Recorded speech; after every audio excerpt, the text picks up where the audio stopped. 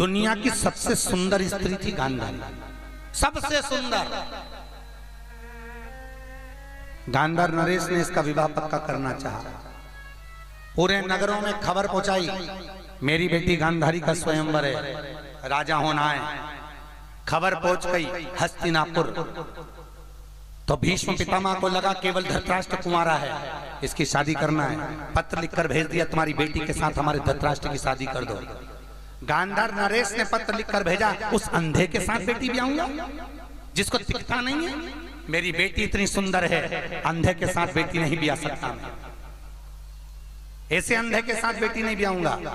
भीष्म पितामह को क्रोध आया और भीष्म पितामह ने कहा, सुन रे गांधार, अगर तूने बेटी नहीं ब्याया तो पूरे गांधार को हम उठाकर ले जाएंगे, पूरे गांधार नरेश को नष्ट कर देंगे।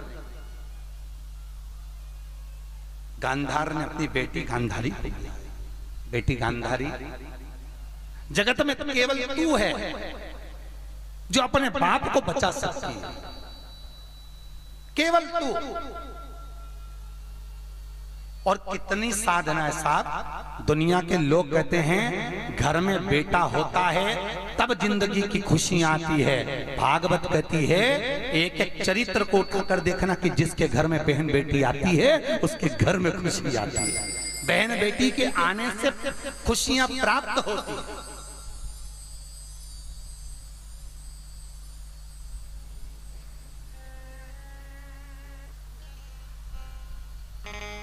दशरथ जी ने अपनी एक बेटी शांता का त्याग करा था। दशरथ जी की एक बेटी हुई थी कौशल्या, मां के गर्भ से शांता। उसके आने के बाद अवधपुरी में पानी नहीं गिरा तो लोगों ने कहा ये इसको उठाकर बहा दो पानी के अंदर, ये अपने नगर में नहीं रहना चाहिए। और लोगों के कहने पर चंदन की बेटी बनाकर उसको बहाने लगे तो कौशल्या कहती है मत बहाओ, मेरी बेटी को मैं अपनी बहन के घर भेज देती हूँ। तब शांता को बहन के घर भेज दिया। दशरथ जी के घर में औलाद नहीं हुई। 60 साल के दशरथ जी हो गए, 3 रानियां थी दशरथ जी की, औलाद नहीं हुई। तब दशरथ जी की आंख में आंसू भरे और गुरु बाबा वशिष्ठ के पास में जाकर कहा मेरे घर औलाद नहीं है। गुरु जी समझ गए कि इसने अपनी बेटी का अपमान करा है। जिस घर में बहन बेटी का सम्मान नहीं होता उस घर में वंश नहीं बढ़ता, इसने सम्मान नहीं किया। तो दशरथ जी को कहा तुम्हारे घर में औलाद होगी पर पुत्र कामेष्टि यज्ञ करवाना पड़ेगा। तो दशरथ जी ने कहा कर दीजिए गुरु जी, इतने दिन से भी तो आप यहाँ पर हो, तो हमारे लिए इतना सा काम नहीं कर सकते? गुरु वशिष्ठ बाबा ने कहा यज्ञ मैं नहीं करूंगा, कौन करेगा? श्रृंगी बाबा करेंगे। तो दशरथ जी ने पूछा तुम विद्वान हो, बड़े विद्वान हो, दुनिया के सारे संत तुम्हारे पास आकर बैठते हैं और तुम कह रहे हो कि यज्ञ श्रृंगी करेगा, क्यों? तो तुरंत गुरु ने कहा बात इतनी सी है कि ये श्रृंगी केवल श्रृंगी नहीं है, तुम्हारी एक बेटी थी शांता जिसका विवाह श्रृंगी के साथ हुआ है, वो श्रृंगी तुम्हारा दामाद है। जब यज्ञ करने आएगा तो उसके साथ तुम्हारी बेटी भी आएगी और जब बेटी इस अयोध्या में पांव रखेगी तब दशरथ जी तुम्हारा वंश बढ़ेगा। और आज भी अगर अयोध्या जाओ तो अयोध्या में दशरथ जी के राज भवन में प्रवेश करने से पहले दशरथ जी की बेटी का मंदिर है। आज भी अयोध्या में 8 किलोमीटर की दूरी पर गोरखपुर जाते समय आज भी है संत श्रृंगी का। तो वंश दशरथ जी के यहाँ वंश बढ़ा तो बहन बेटी के आने से, तो यहां जो वंश की वृद्धि करा रहे हैं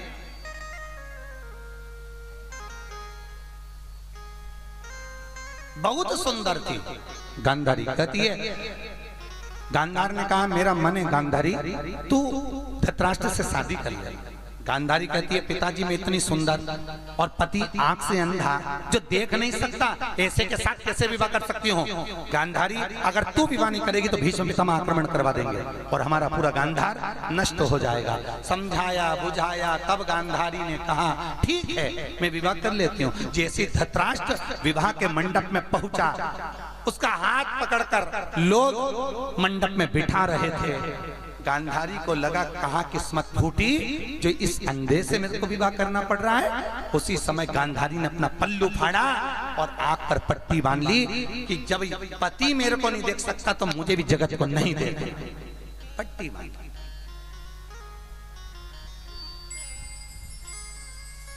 अब गांधारी विवाह कर आ गए। कहां पर? हस्तिनापुर। 3 दिन बाद धृतराष्ट्र को मालूम पड़ा कि जिस लड़की के साथ मेरी शादी हुई है ये तो पहले की विधवा है। कौन कौन विधवा है? गांधारी। जिस गांधारी के साथ मेरी शादी हुई है ये पुराने कुछ जिससे अभी विवाह हुआ है ये तो पुरानी विधवा है।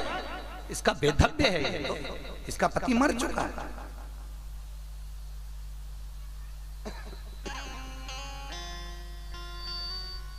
भगवान धृतराष्ट्र को क्रोध आया और धृतराष्ट्र ने अपने गुप्तचरों को बुलाया, जाओ जरा पता करो कि इसका पति कौन था। इसका पति था कौन, मालूम करो जरा।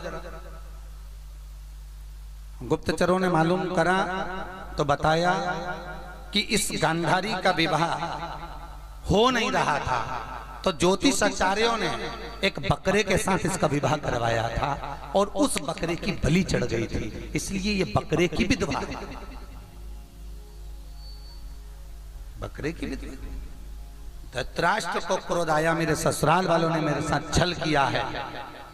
धृतराष्ट्र ने पूरे ससुराल वालों को लाकर जेल में पटक दिया, गांधार पर अपना हक जमा लिया। गांधारी के 4 भाई,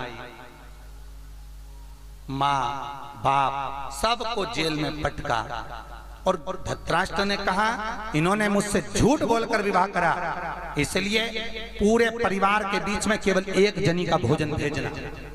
पूरे परिवार के बीच में एक व्यक्ति का भोजन जाना चाहिए। अब 4 तो भाई थे और एक माता एक पिता, 6 का परिवार था और भोजन एक का जाता था। सब भूखे रहते थे, तो सबने विचार करा अपन भले मर जाए पर अपने छोटे को मत मरने देना, छोटे भाई को मत मरने देना। माता पिता ने और भाइयों ने अपने छोटे भाई को भोजन कराया। शकुनी को भोजन करा करा कर जिंदा रखा। माँ भूख से मर गई, बाप भूख से मर गया, 3 भाई भूख से मर गए।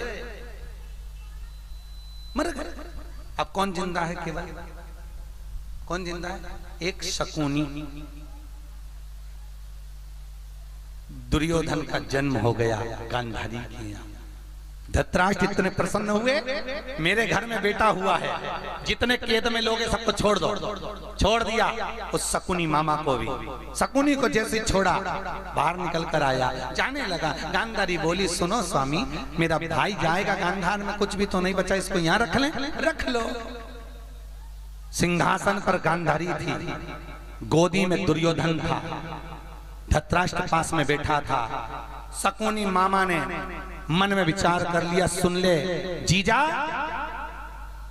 तूने मेरे परिवार को तड़पा कर मारा है, मेरा पूरा वंश मिटा दिया, मैं भी तेरे घर में रहकर तेरा पूरा वंश मिटवा कर जाऊंगा, पूरा वंश मिटवा कर। और पूरा वंश, आप सबको तो कथा सुनी हुई है, एक एक कर सबको मारा। और एक दिन भगवान कृष्ण आकर गांधारी के पास पहुंचकर कहते हैं बुआ, ओ बुआ, मैं प्रणाम कर रहा हूं। गांधारी ने कहा सुन कृष्ण, तू चाहता तो ये युद्ध रुक जाता, पर तूने युद्ध करवाया है, मेरा पूरा वंश मिटवाया है। मैं तुझे श्राप देती हूँ कृष्ण, मेरे जीते जी मेरा वंश मिटा, तेरे जीते जी तेरा वंश मिटेगा। भगवान खुश हो गए, नाचने लगे। कृष्ण खूब नाचे। अब कृष्ण नाच रहे थे तो गांधारी ने पूछा क्यों रे, ये उचक कौन रहा है? कृष्ण बोले मैं। तो क्यों नाच रहा है? गांधारी बुआ, तेरे बराबर कोई आशीर्वाद नहीं दे सकता, मैं चले जाता और उसके बाद मेरे परिवार वाले आते, ना जाने कौन सी गाड़ी में बैठ के आते, कितनी बजे आते, ना जाने उनको कुछ मिलता नहीं मिलता, कम से कम मेरे सामने मेरा वंश मिटेगा तो मैं अपने परिवार वालों को अच्छी गाड़ी में बिठा के ऊपर तो भेजते जाऊंगा, उसके बाद खुद चला जाऊंगा। इससे बड़ी प्रसन्नता और क्या? देखो, श्राप मिलने पर केवल 2 ही नाचे थे, एक कृष्ण एक दशरथ। दशरथ जी को भी श्राप लगा था जब बहुत नाचे थे। कब? जब वो बाण छोड़े थे, श्रवण कुमार को लगा था, और श्रवण कुमार के माता पिता शांतिन मुनि और सुहांगी ने श्राप दिया था, हम अपने पुत्र के वियोग में प्राण त्याग रहे हैं, तुम्हें भी अपने पुत्र के वियोग में प्राण त्यागना पड़ेगा। तब दशरथ जी खुश हो गए, प्रसन्न, क्योंकि दुनिया के लोग कहते थे कि मेरे घर में औलाद नहीं होगी, अब ये कह रहे हैं कि हम पुत्र के वियोग में प्राण त्याग रहे हैं, तो तुम्हें भी त्यागना पड़ेगा। अब दशरथ जी बिल्कुल निश्चिंत हो गए कि मेरे घर में बेटा होगा, ये पक्का हो गया। अब निश्चिंत, अब प्रसन्न।